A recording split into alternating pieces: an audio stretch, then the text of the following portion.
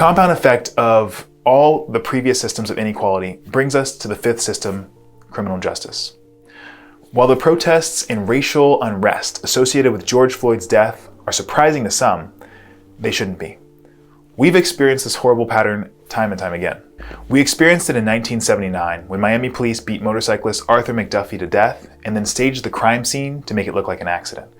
We experienced it in 1992 when Los Angeles police were captured on home video camera, beating an unarmed and defenseless Rodney King in the street.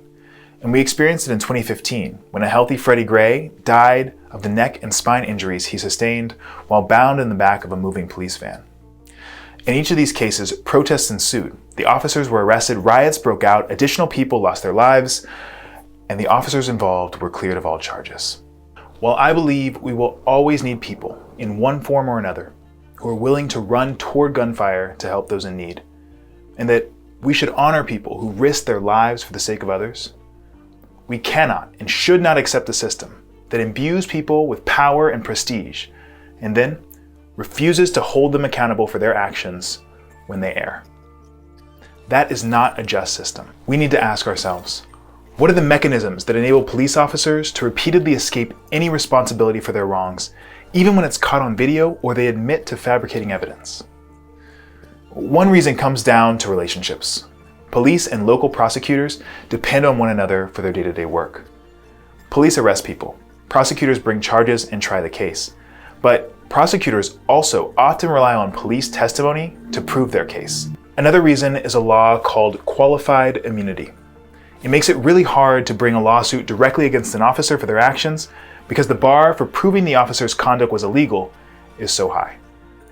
Because of this, individual police officers have escaped consequences for things like shooting children, releasing dogs on people who had already surrendered, stealing $225,000, and killing Breonna Taylor in her own home.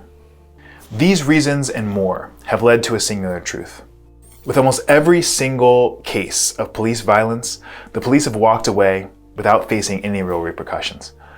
Contrast that with the reality Black Americans face, and it becomes clear how our criminal justice system is contributing to racial unrest in America. While officer after officer have been allowed to walk free, Black communities have faced mass incarceration, tough on crime policies and policing, greater use of force even when complying, and a system that further impoverishes the poor by forever affecting their wages after incarceration. There is a measurable difference between how Black Americans are treated by our criminal justice system when compared to white Americans. But there is an even greater difference when Black lives encounter police violence. Criminal justice isn't the place that America's cycle of protests and unrest begins, but it is the ultimate culmination of it, the ultimate statement that America's systems need reform. Each of these systems stacks on top of the previous system to amplify Black inequality in America. It is this inequality that fuels America's racial unrest as Black Americans continue to demand the same opportunities. Eliminate the inequality, and the cycle of protests and racial unrest that we're all used to seeing will disappear as well. We can use this moment to produce real change, but we need to focus on the root causes to succeed. And as you think about how you want to get involved, consider which role you're meant to play. Are you the systems change operator, someone who currently works within a traditional system and has the ability to influence how housing, education, employment, healthcare, or criminal justice practices and policies play out? If so, ask yourself how you can meaningfully set the system under your control in motion to change the outcomes discussed here. Are you the social impact innovator, someone who works outside of the traditional system to make sure that those suffering the worst outcomes have the help they need? If so, consider using your position to also advocate for systems change in the main system as well. Or lastly, are you the systems change advocate? If this is you, you might see yourself as an everyday person with limited power. But I want to stress that you're so much more. One of the biggest hindrances to progress is that people can't see the systems in light of the outcomes they produce.